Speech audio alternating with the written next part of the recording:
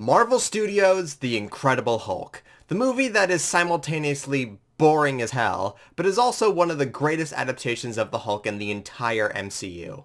Not the greatest, for I believe that the Avengers Hulk is the best Hulk adaptation we've ever gotten, but a very close second. Directed by Louis Leterrier, The Incredible Hulk is ever only really engaging when the Hulk is on screen, and makes me care very little about anything else. There are a couple standout performances and moments that we'll discuss later, but given this movie has a 20 to 30 minute segment of just standing around and looking at things, it's very hard to rank it anywhere above the bottom half of the MCU. It also feels like one of the most detached installments within the franchise. That's not to say there isn't anything good about it though. As I said, this is one of the best depictions of the Hulk that we've ever gotten on the big screen. Not the best Bruce Banner, but the best Hulk. And when the Hulk is on screen, I am on the edge of my seat. One of the most glaring things about this movie is that Bruce Banner is not played by Mark Ruffalo, unlike every other installment in the franchise. In this movie, Bruce is played by Edward Norton, with the Hulk being voiced by Lou Ferrigno, the man who played the Hulk in the live-action Hulk TV show in 1977, who even makes a cameo in this movie. This kind of makes the Incredible Hulk an outlier in many ways. We've seen characters recast before, such as Terrence Howard being replaced by Don Cheadle as War Machine, but we've never seen a main character recast this big since this movie. Granted, Marvel was able to get away with it because it was only the second installment in the franchise, and no one really knew this was building up to become something like the Avengers. The Spark Notes on Norton's departure is pretty much that Marvel fired him. As part of his contract to be a part of this movie, Norton wanted to be an uncredited screenwriter. He allegedly turned his script in a month before production began, and when production did begin, he would give rewrites almost daily, as well as not being very vocally supportive of the film when marketing began. Norton has been infamous for being a jerk on sets, so a lot of people may not find this surprising, but in his own words, he has no bad blood with Ruffalo or the studio. So who knows, maybe we'll even see him hop the multiverse one day. Bruce Banner has a very compelling and interesting conflict in this movie. Bruce sees the Hulk as a disease that needs to be cured. Not only because the Hulk causes destruction wherever he goes, but also because as long as the Hulk lives, General Ross, played by William Hurt, will always seek him out in order to make biological weapons. The very reason Bruce turned into the Hulk in the first place was because the government was trying to recreate the super soldier serum that was given to Captain America. Therefore, Bruce must constantly be on the run and suppress the Hulk in order to keep Ross off his tracks. The movie opens with Bruce all the way in Brazil, learning Portuguese off of a dubbed Sesame Street. He tries to learn to control his emotions and his BPM with a heartbeat monitor, because if he does turn into the Hulk, the government will know where he is immediately. Unfortunately, Ross is able to find Bruce after they fucking kill Stan Lee.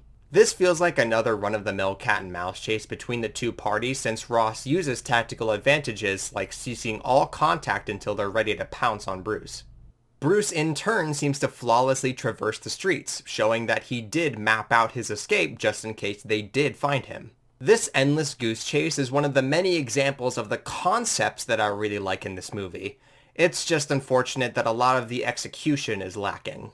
There are two big issues that I have with this movie, and one of them is something that a lot of the lesser MCU movies have in common. It's just boring. This movie does not have a lot of, if any, normal MCU humor. I believe there is only one intentional joke in the entire movie. And while that probably is a positive for some people, I am someone who genuinely enjoys the MCU humor. I have no issue with movies sacrificing humor for the sake of a dramatic tone. The issue is, however, the lack of jokes have to be complemented with interesting dialogue. Most humor in the MCU is used to cut tension. Although not every joke is funny or even appropriately timed, it is still important, especially for a general audience, to have these comedic beats so the movie can still be engaging while not leaning too heavy on a darker tone. A great recent example of this is Shang-Chi. Not only does Shang-Chi have very funny jokes that keep the general tone of the movie uplifting, it lets its dramatic scenes breathe and go uninterrupted. Something other movies like Age of Ultron and Ragnarok fail to do, as jokes are inserted everywhere and no serious moment really has a chance to feel impactful. The Incredible Hulk has no real jokes because it's focusing on a dramatic tone, and I can completely understand why. Bruce is carrying something that he views as a disease and causes destruction to innocent people wherever he goes. It's not something you can easily point and laugh at. However, you can still have jokes in a serious movie if they're timed appropriately. When said humor is not there, the movie must then compensate by having engaging dialogue. The Incredible Hulk does not have that. And that leads into my second biggest complaint of this movie, the performances. The reason Shang-Chi's dramatic scenes work so well is because all of the actors are doing an amazing job.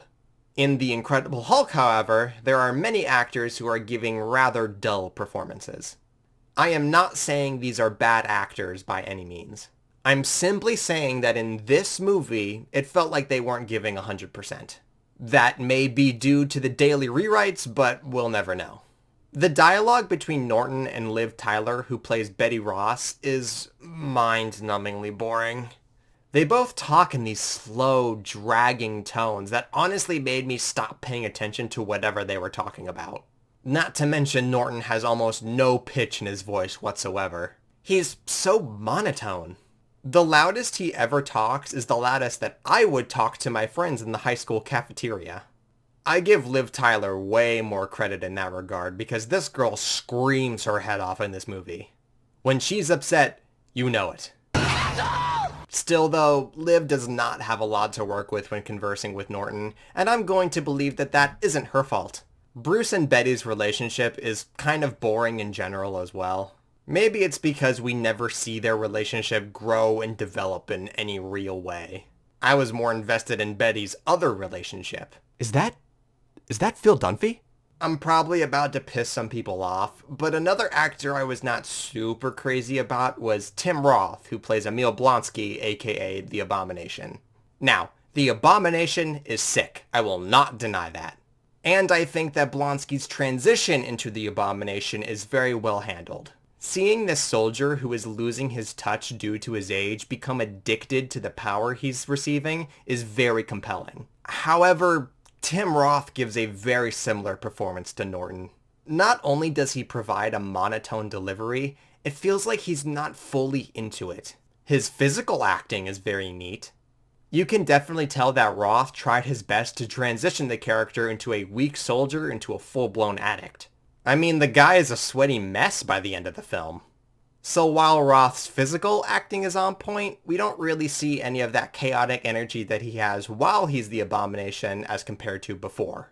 Despite many of the main characters not being very interesting, there are two standout performances that I enjoyed watching every time they were on screen.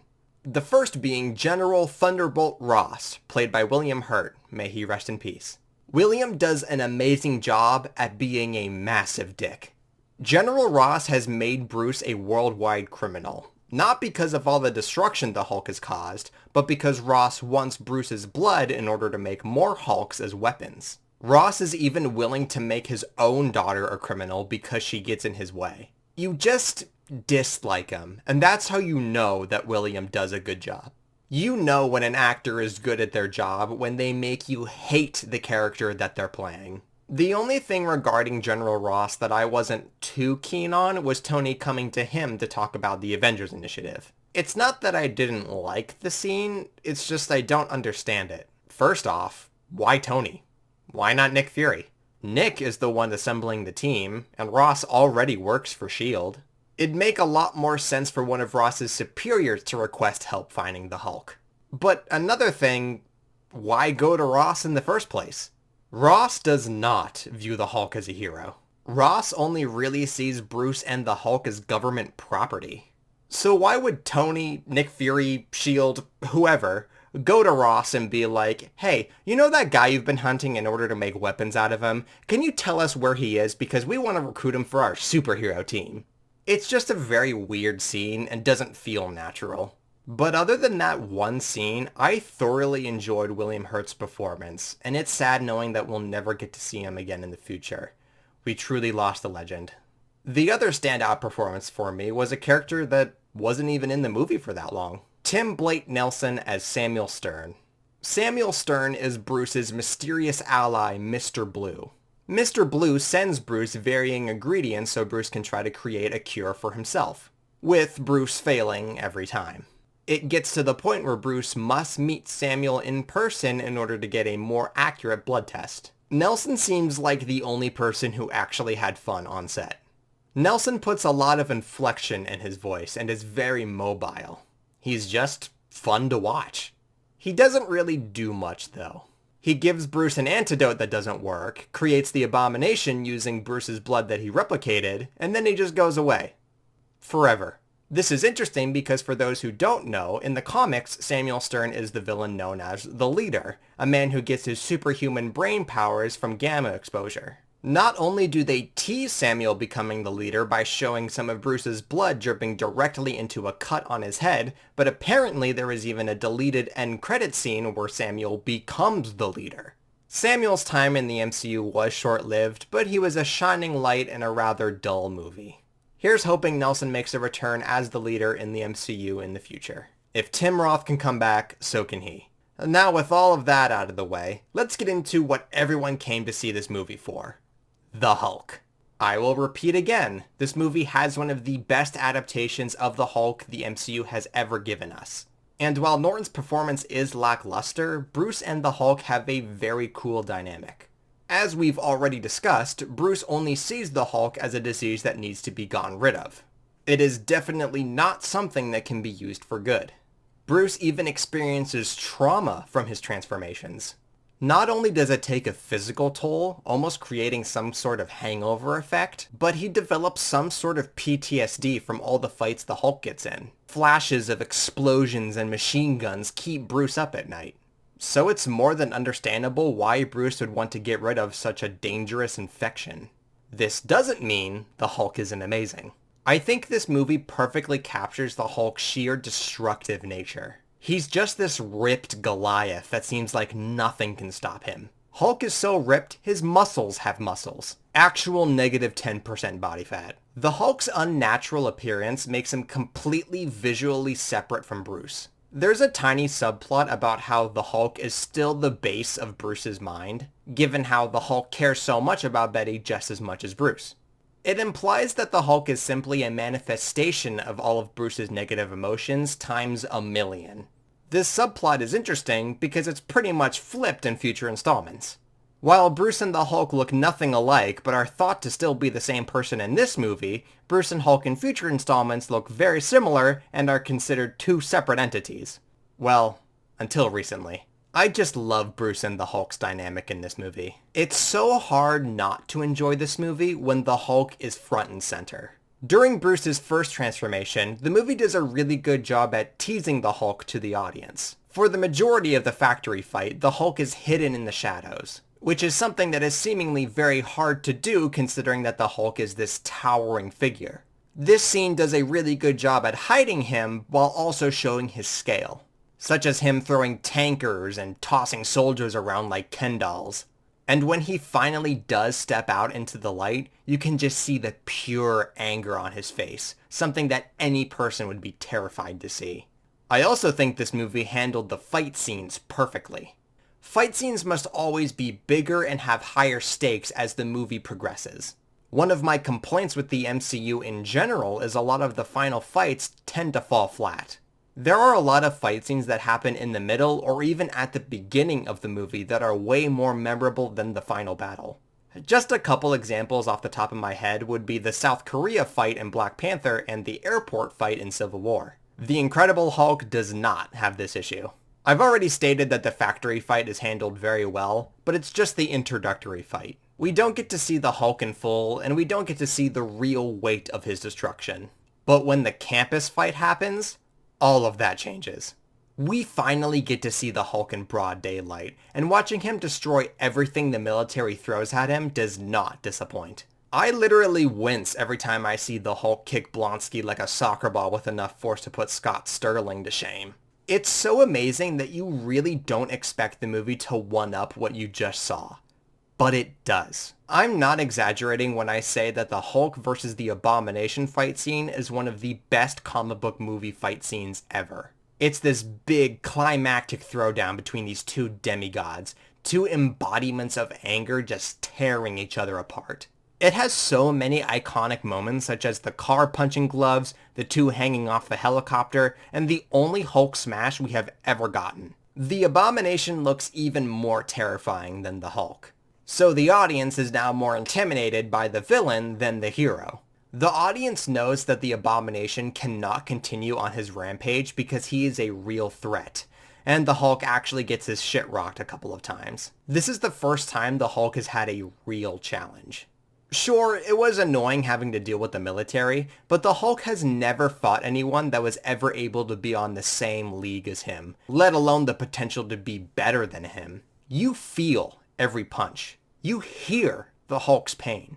You share the adrenaline. And the fight finally ends with something that exceeds expectations. The Abomination lives. The MCU has a big issue of wasting villains with only one installment, whether that be immediately killing them off or giving them some kind of redemption. But you would expect the Hulk to kill his villain, but because of Betty's influence, the Hulk ends up sparing the Abomination, leaving him broken and humiliated. Now the Abomination has the opportunity to return in the future, something many villains do not have the pleasure of. With appearing in Shang-Chi and returning in She-Hulk, I am very excited to see Tim Roth make another destructive appearance, especially with him being in a more fun working environment that is She-Hulk. Here's hoping he has a much more engaging performance. The Hulk remains triumphant, and maybe from some secret understanding between the two, Bruce is finally able to control his anger. The Incredible Hulk is oozing with Hulk euphoria. It's just very unfortunate that a lot of the in-betweens just are not it for me. I do not miss Norton at all. If he wasn't able to have chemistry with the people in his own movie, I highly doubt he would have in the large ensemble films that he would have been in. It's also very strange that we never see Betty ever again. She did make an appearance in What If, but she was not played by Liv Tyler and was simply in a retelling of the movie that she debuted in. Probably a side effect from the Hulk being owned by Universal and not Disney. William Hurt stole the show, and while they deserve to be in a better movie, every Hulk scene can only be described as incredible. Thank you all so much for watching. If you enjoyed my review of The Incredible Hulk, be sure to leave a like and comment below your thoughts on the movie. I love to hear them. Subscribe in order to catch future reviews, and I'll save you a seat and some popcorn for when they drop. Safe travels, movie lovers!